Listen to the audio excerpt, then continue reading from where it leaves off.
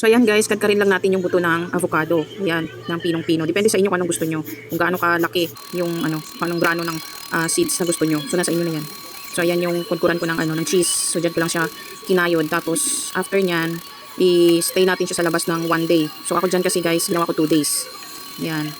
Ilan lang yan pero ang dami-dami na niya. Gumawa din ako niyan guys, yung ginawa ng nanay ko, ginawa namin na haplas naman kahit sa ang sakit ng katawan. Yun, nilagyan lang namin ng alcohol. Ewan ko lang kung gumagawa kayo niyan, pero kami gumagawa kami niyan, yung haplas siya, tapos ano siya, ganyan din kinayo, tapos nilagyan lang namin ng alcohol. Marami kasing benefits na nakukuha dyan sa buto ng avocado, kaya hindi mo siya pwedeng itapon. So ayan, tapos ko na siyang kadkarin. Ayan, pero ilipat na natin yan siya doon sa round pan na yan, para pwede siya diretso na sa oven, kasi no-oven yan siya para tuyong-tuyo. Hindi mo na kailangang ibilad, ilagay mo lang siya sa oven para matuyo siya bago mo siya i-store doon sa container, para hindi siya magkakaroon ng mold, yung niya, yung hibla niya, hindi siya masisira. Dry lang siya. So paglagay mo sa container, dry lang siya. So yan ang gagawin natin dyan. Yan. I-store ko siya ng 1 to 2 days sa labas lang. Dito pinatong ko lang sa ibabaw ng ref.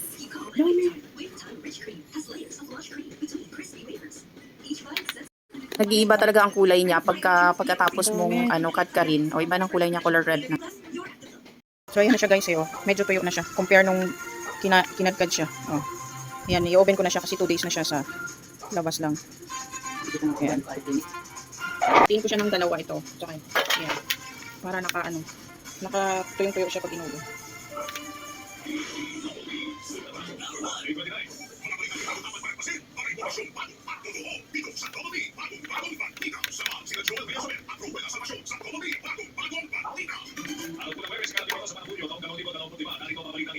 Spread lang natin para hindi siya masyadong.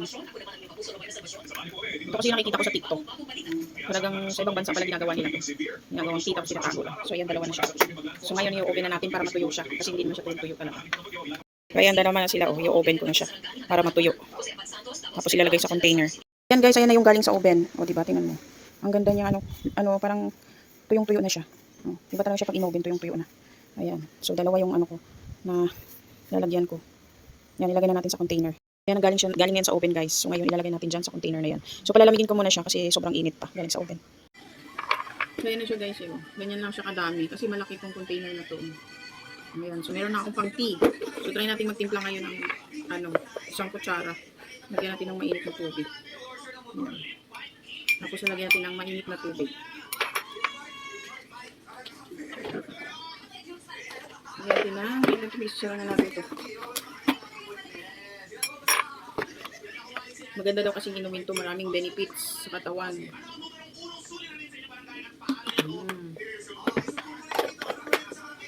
So ayan siya guys, Mainit pa. So hayaan lang natin siya siguro mga 10 minutes, 5 seconds. 5 minutes. Mainit na tubig tapos inumin natin yung So meron ka ng tea, di ba? So ayan, ang daming benefits nito. Ito yung nag-trending sa TikTok. Maraming gumagawa nito kasi marami daw benefits ang buto ng avocado. So hindi siya hindi siya masasayang. Marami siyang gamit. Diba? Nasa ilalim agad siya Wala namang mawala. Herbal naman yun. Diba?